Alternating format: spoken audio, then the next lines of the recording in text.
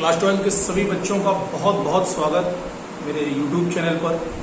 और जैसा कि हम कंटिन्यू टॉपिक हम पढ़ रहे हैं और हमारा जो कंटिन्यू चला रहा टॉपिक है वो आयरन है।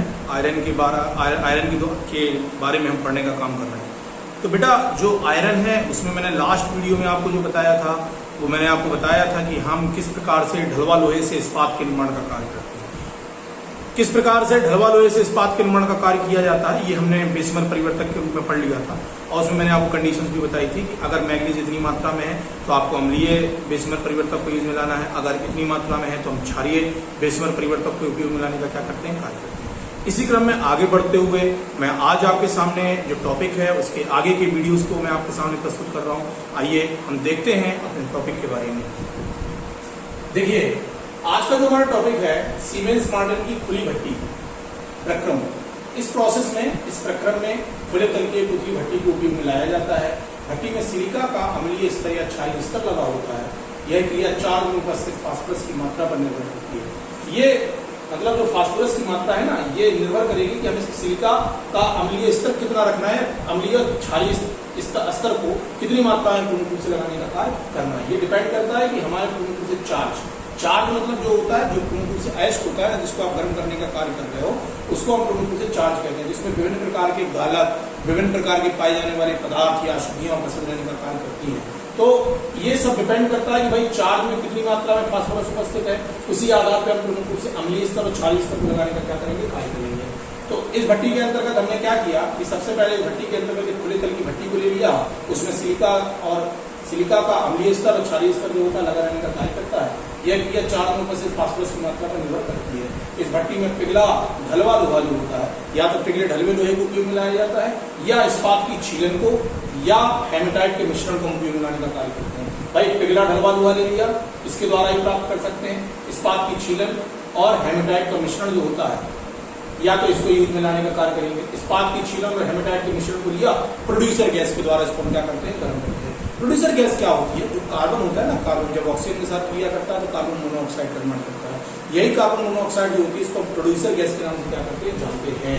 तो ये प्रोड्यूसर गैस जो होगी वो भट्टी के टेम्परेचर प्रदान करेगी, कितना डिग्री सेंटीग्रेड, 1600 डिग्री सेंटीग्रेड के टेम्परेचर को प्रदान करने का कार्य करती है। इस ताप पर कार्बन, मैग्नीज, सिलिका तथा फास्फोरस जो होते हैं उनका ऑक्सीकरण हो जाता है। ऑक्सीजन की उपस्थिति में खुले तल की भट्टी है तो ऑक्सीजन इसके अंदर प्रवेश करेगी तो कार्बन जो होगा कार्बन मोनोऑक्साइड बनाएगा। तो कार्बन मोनोऑक्साइड है ये पूर्ण रूप से किसका काम करेगी, प्रोड्यूसर गैस का काम करेगी। और प्रोड्यूसर गैस जो होगी वह पूर्ण रूप से हमारे जो पाया जाने वाला चार्ज है इसको पूर्ण रूप से पिघलाने का क्या करती है, कार्य करती है। तो अब यहाँ क्या करेंगे, ये सब जो कार्बन, मैग्नीज, सिलिका और फास्फोरस है ना, ये पूर्ण रूप से ऑक्सीजन के साथ क्रिया करके ऑक्सीकृत होने का कार्य करते हैं। ये अशुद्धियां गलनीय धातुमल के निर्माण का कार्य करेंगी, मतलब आसानी से पूर्ण रूप से गल जाएंगी और हमारे इस्पात से अलग होने का क्या करेंगी, कार्य कर लेंगे, चार्ज से अलग हो जाएंगी। अब यहां से हम करेंगे क्या कि ये अशुद्धियां जो है गलनीय धातुमल के निर्माण का कार्य करती है, कार्बन मोनोऑक्साइड के निर्माण का कार्य करती है और बाहर निकल जाती है। कार्बन जो होगा कार्बन मोनोऑक्साइड के रूप में बाहर निकलने का कार्य करेगा। इसके पश्चात पिघले हुए इस्पात को सांचों में डालकर ठंडा कर लेते हैं। इस प्रकार प्राप्त जो इस्पात होता है उसको उत्तम इस्पात के नाम से क्या किया जाता है, जाना जाता है। बहुत सिंपल सा प्रोसेसर है, कोई बहुत टिपिकल नहीं है। करना क्या है, एक खुले तल की पूर्ण रूप से सीमेंस मार्टिन की भट्टी लेने का काम करेंगे और इस सीमेंस मार्टिन की भट्टी के अंतर्गत हम पूर्ण रूप से अम्लीय और क्षारीय गाला का एक स्तर लगा लेंगे, उसमें चार्ज को पूर्ण रूप से क्या कर लेंगे, भर लेंगे और प्रोड्यूसर गैस के द्वारा इसका टेम्परेचर 1600 डिग्री सेंटीग्रेड करने का क्या करेंगे, कार्य करेंगे। चूंकि ऑक्सीजन उपस्थित रहेगी इसलिए कार्बन जो होगा वो ऑक्सीजन के साथ क्रिया करके कार्बन मोनोऑक्साइड बनाएगा जिसको प्रोड्यूसर गैस कहते हैं। और ये प्रोड्यूसर गैस जो है वो हमारी भट्टी को एक निश्चित टेम्परेचर प्रदान करेगी, 1600 डिग्री सेंटीग्रेड का टेम्परेचर प्रदान करती है। 1600 डिग्री सेंटीग्रेड पे कार्बन, मैग्नीज, सिलिका, फास्फोरस जो होगी ये आसानी से ऑक्सीकृत होने का क्या करती है, कार्य करती है। अब यहां से कार्बन मोनोऑक्साइड का निर्माण होगा, कार्बन मोनोऑक्साइड अलग हो जाएगी। ये सारी की सारी अशुद्धियां जो है ये पूर्ण रूप से गलनीय अशुद्धि के रूप में अलग होने का क्या करती है, कार्य करती है। ये अलग हो गई। अब इनके अलग होने के बाद हम क्या करेंगे, जो प्राप्त होने वाला इस्पात है उसको हम पूर्ण रूप से पाए जाने वाले सांचे के अंतर्गत भरेंगे, उसको ठंडा कर देंगे। ठंडा करने के पश्चात हमें उत्तम गुणवत्ता वाला इस्पात जो होगा क्या हो जाएगा, प्राप्त हो जाएगा। रिएक्शंस पे आ जाइए। केमिस्ट्री में रिएक्शंस का बहुत महत्व होता है, रिएक्शंस पे आइए। फास्फोरस ने ऑक्सीजन के साथ क्रिया की, फास्फोरस पेंटाऑक्साइड बना दिया। ये फास्फोरस पेंटाऑक्साइड जो है ये प्रमुख रूप से कैल्शियम ऑक्साइड के साथ क्या करेगा, क्रिया करेगा। कैल्शियम ऑक्साइड के साथ क्रिया करके कैल्शियम फॉस्फेट के निर्माण का कार्य यहाँ पे कर लिया जाएगा। सिलिका जो है ऑक्सीजन के साथ क्रिया करके सिलिका ऑक्साइड बनाएगी। ये सिलिका ऑक्साइड जो है ये कैल्शियम ऑक्साइड के साथ क्रिया कर सकता है, तो कैल्शियम सिलिकेट। ये भी प्रमुख रूप से गलनीय अशुद्धि है, इसको हम आसानी से अलग कर लेंगे। अब यहाँ पे मैग्नीज जो है वो मैग्नीज ऑक्साइड का निर्माण करेगा। मैग्नीज ऑक्साइड जो है सिलिका के साथ क्रिया करेगी और मैग्नीज सिलिकेट के रूप में क्या हो जाएगा, यहाँ से अलग हो जाएगा। अब वहां बचा कार्बन। कार्बन जो होगा Fe2O3 के साथ क्रिया करेगा। कार्बन मोनोऑक्साइड के निर्माण का क्या कर लिया जाएगा, कार्य कर लिया जाएगा। और Fe जो होगा, कार्बन मोनोऑक्साइड तो उड़ जाएगी, गैस है, ऊपर हो जाएगी। अब बची हमें क्या, Fe, ये कहाँ बैठ जाएगा, नीचे की ओर आकर बैठने का क्या करता है, कार्य करता है। यही हमारा गलित इस्पात कहलाता है। जो अब हम क्या करेंगे, जब इस्पात वहां गल जाएगा तो इसको हम पूर्ण रूप से इस्पात को क्या करेंगे, निकाल लेंगे। इस्पात को निकालने के बाद उसको हम पूर्ण रूप से सांचे में डालेंगे, ठंडा करेंगे और हमारा इस्पात क्या हो जाएगा, यहाँ से प्राप्त हो जाएगा। इस प्रकार से खुले तल की सीमेंस मॉडल की भट्टी के द्वारा हम इस्पात को प्राप्त करने का क्या करते हैं, कार्य करते हैं। चलो, एक नया प्रोसीजर, नया टेक्नोलॉजी, आधुनिक विधि, जिसको कहते हैं एलडी प्रक्रम। पूछा जाता है, इंपॉर्टेंट क्वेश्चन है, 2 नंबर के क्वेश्चन में आता है। एलडी प्रक्रम क्या है, तो याद रखना, यह इस्पात के निर्माण की आधुनिक विधि है। इस विधि में पिघले कच्चे लोहे मैग्नेसाइट का स्तर लगे हुए एक विशेष परिवर्तक में डाला जाता है। मतलब एक हमारे पास भट्टी होगी जिसपे मैग्नेसाइट का पूर्ण रूप से क्या होगा, स्तर लगा रहने का कार्य करेगा। ये मैग्नेसाइट का स्तर जो होगा यह पूर्ण रूप से विशेष प्रकार की परावर्तित भट्टी के अंदर लगा होगा, जिसमें हम पूर्ण रूप से अपने इस्पात को डालने का, अपने पाए जाने वाले जो लोहा है, लोहे से जो इस्पात बना रहे हैं, ढलवा लोहा है, पटवा लोहा, उसको हम पूर्ण रूप से डालेंगे और इसके द्वारा इस्पात के निर्माण का क्या करेंगे, कार्य करेंगे। इसमें इस परिवर्तक में ऊपर की ओर से तांबे का एक पाइप की सहायता से 4 से 12 वायुमंडलीय दाब पर शुद्ध ऑक्सीजन को प्रोवाइड किया जाता है। अब वायुमंडलीय दाब याद रखना है कि भाई 4 से 12 वायुमंडलीय दाब पर जो कॉपर की प्रमुख रूप से हमने डाली है, इसके द्वारा हम प्रमुख रूप से ऑक्सीजन को प्रोवाइड करने का क्या करते हैं, कार्य करते हैं।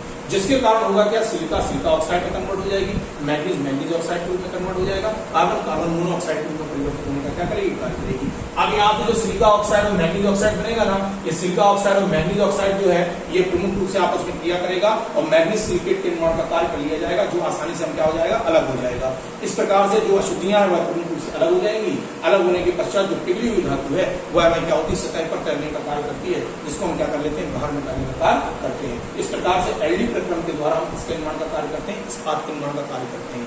आप यहाँ पर प्रमुख रूप से जो टॉपिक पढ़ रहे हैं बहुत इंपॉर्टेंट टॉपिक है, याद रखिएगा। यहाँ पे हम प्रमुख रूप से जो टॉपिक है एक इंपॉर्टेंट टॉपिक के ऊपर डिस्कशन हो रहा है और बहुत इंपॉर्टेंट प्रोसीजर है ये एलडी प्रक्रम। यहाँ पर जो भी हमारे प्रमुख रूप से इस्पात के निर्माण की विधियां हैं, ढलवा लोहे से पिटवा लोहा आपने बनाया, पिटवा लोहे से इस्पात कैसे बनाया, तो एलडी प्रक्रम कहता है कि हम एक आधुनिक विधि है और इस विधि के अंतर्गत हमें करना क्या है कि आपको प्रमुख रूप से विशेष प्रकार के परिवर्तक को लेने का कार्य करना है। इस परिवर्तक के अंतर्गत एक विशेष प्रकार के मैग्नेसाइट का स्तर जो होगा वो लगे रहने में क्या करेगा, कार्य करेगा। इसमें हमने भर लिया, इसमें लोहे को भरा, ऊपर से कॉपर के द्वारा हम प्रमुख रूप से क्या करेंगे, एक वायुमंडलीय दाब पर 4 से 12 वायुमंडलीय दाब पर ऑक्सीजन गैस को क्या करेंगे, प्रोवाइड। जब ऑक्सीजन गैस को आप प्रोवाइड करने का कार्य करोगे तो सीधी सी बात है, कार्बन ऑक्सीजन से क्रिया करके कार्बन मोनोऑक्साइड बनाएगा, सिलिका से क्रिया करके सिलिका ऑक्साइड बनाएगा, मैग्नीज से क्रिया करके मैग्नीज ऑक्साइड का निर्माण करेगा और मैग्नीज ऑक्साइड सिलिका ऑक्साइड से क्रिया करके मैग्नीज सिलिकेट का निर्माण का कार्य करेगी, जो एक गलनीय अशुद्धि है, जिसको हम आसानी से अलग करने का क्या कर लेते हैं, कार्य कर लेते हैं। और इस प्रकार से जो हमारा पाई जाने वाली अशुद्धि है वो अलग हो जाएगी और जो हमारे पाए जाने वाला प्रमुख रूप से इस्पात है वो तैरने का कार्य करेगा। इस तैरते हुए इस्पात को हम प्रमुख रूप से निकाल कर क्या करते हैं, अलग कर लेते हैं और उसको एक निश्चित आकार देकर गोल गेंदों के रूप में या किसी भी स्वरूप में सांचे के रूप में रख के उसको हम प्रमुख रूप से एकत्रित करने का कार्य कर लेते हैं। इस प्रकार से एलडी प्रक्रम के द्वारा इस्पात का निर्माण कर लिया जाता है। अब यहाँ से कुछ इंपॉर्टेंट टॉपिक, एक नंबर के क्वेश्चन बहुत इंपॉर्टेंट है। क्वेश्चन पूछा जाता है इस्पात का कठोरीकरण क्या कहलाता है, तो इस्पात को रक्त तप्त गर्म करके, मतलब उसको हमने क्या किया, इतना गर्म कर दिया कि उसका टेम्परेचर पूर्ण रूप से बहुत अधिक हो गया, वो गल गया। अब गलने के बाद उसको हम क्या कर देते हैं, अचानक से ठंडा कर देते हैं।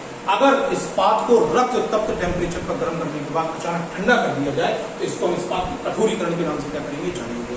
दूसरा है तापानुशीतन। तापानुशीतन की क्रिया क्या कहलाती है, इस्पात को रक्त तप्त ताप पर गर्म करेंगे और ठंडा करने की जो क्रिया होगी इसको हम प्रमुख रूप से तापानुशीतन के नाम से क्या करते हैं, जानते हैं। इसमें अचानक जल्दी से ठंडा कर देंगे, तुरंत गर्म करेंगे तुरंत ठंडा कर देंगे। तापानुशीतन में कुछ प्रमुख रूप से गर्म करेंगे, कुछ समय के बाद इसको ठंडा करेंगे, क्या करेंगे, कुछ समय के बाद करेंगे तापानुशीतन।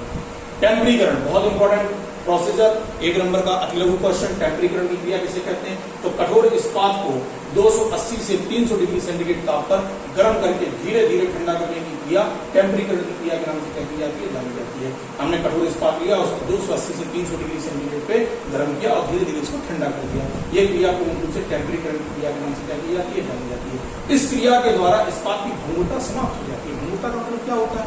आप जैसे इस्पात को लिया, कठोर इस्पात होगा तो आसानी से क्या हो जाएगा? पूर्ण रूप से किसी चीज से तोड़ोगे, हथौड़ा उसके ऊपर मारोगे, क्या हो जाएगा? छोटे छोटे टुकड़ों में परिवर्तन करने का कार्य करेगा। ये प्रमुख रूप से जो गुण होता है इसको भंगुरता गुण के नाम से क्या करते हैं? जानते हैं। तो आपसे क्वेश्चन पूछा जाए इस्पात की भंगुरता को दूर करने के लिए हम किस प्रोसेस को उपयोग में लाने का कार्य करते हैं? तो टेम्परीकरण की क्रिया को उपयोग में लाने का कार्य करते हैं। करते क्या है? 280 डिग्री सेंटीग्रेड से 300 डिग्री सेंटीग्रेड पे आप इसको गर्म कर दीजिए और धीमे धीमे इसको ठंडा करने का कार्य करिए। जब आप इसको धीमे धीमे ठंडा करने का कार्य करोगे तो इस प्रकार से प्राप्त होने वाले इस्पात में भंगुरता प्रमुख रूप से क्या हो जाएगी? समाप्त हो जाएगी। अच्छा, अगला क्वेश्चन देखते हैं। अगला क्वेश्चन है स्टेनलेस स्टील। टॉपिक याद रखना है, स्टेनलेस स्टील क्या है? ऐसी स्टील या ऐसा इस्पात जिसमें 73% तक Fe, 18% तक क्रोमियम, 8% निकल उपस्थित रहने का कार्य करता है। इस प्रकार से प्राप्त होने वाली स्टील को स्टेनलेस स्टील के नाम से क्या करते हैं? जानते हैं। क्रोम स्टील किसे कहते हैं? क्रोम स्टील वो होता है जिसमें 98% तक Fe उपस्थित रहता है और 1.5 से 2% तक क्रोमियम जो होता है वो उपस्थित रहने का क्या करता है? कार्य करता है। इस प्रकार से प्राप्त होने वाली जो धातु है, इस प्रकार से प्राप्त होने वाली धातु को हम क्रोम स्टील के नाम से बेटा क्या करते हैं? जानते हैं। तो याद रखना है हमें इस्पात का कठोरीकरण, तापानुसीकरण, टेम्परीकरण, स्टेनलेस स्टील और क्रोम स्टील, इन टॉपिकों को हमें याद रखने का काम करना है। इस प्रकार से आज हमारा टॉपिक जो Fe है, आयरन है, वो प्रमुख रूप से क्या होता है? समाप्त होता है। और इसी के साथ हमारा पहला चैप्टर जो है तत्वों का निष्कर्षण का जो चैप्टर है वह भी प्रमुख रूप से क्या होता है? समाप्त होता है। पहले चैप्टर के सारे वीडियोस आप अच्छे से देख लें ताकि कोई डाउट, कोई प्रॉब्लम या किसी प्रकार की कोई भी दिक्कत आपको आती है आप उससे डिस्कशन करने का कार्य कर सकते हैं। सभी बच्चों का बहुत बहुत आभार, बहुत बहुत धन्यवाद कि आप वीडियो को मेरा देख रहे हैं, उसको लाइक कर रहे हैं, चैनल को मेरा सब्सक्राइब भी कर रहे हैं, उसके लिए बहुत बहुत धन्यवाद। आशा करूंगा कि इसी प्रकार से मैं आपको वीडियो आगे देता रहूं, पढ़ते रहें, इस वैश्विक महामारी में आप घर पे रहें, सुरक्षित रहें और पढ़ने का काम कर सकें। सभी बच्चे नोट्स बनाने का काम कर सकते हैं, अच्छे से नोट्स बना लीजिए ताकि आगे आकर हम इसको अच्छे से पढ़ने का काम कर सकें और एक बहुत अच्छे मार्क्स के साथ अपने परिवार का और अपने गुरुजनों के नाम को आगे बढ़ाने का कार्य कर सकें। इसी आशा के साथ मैं पुनः आपके सामने नए वीडियो के साथ उपस्थित होऊंगा। तब तक के लिए बहुत बहुत धन्यवाद, बहुत बहुत आभार।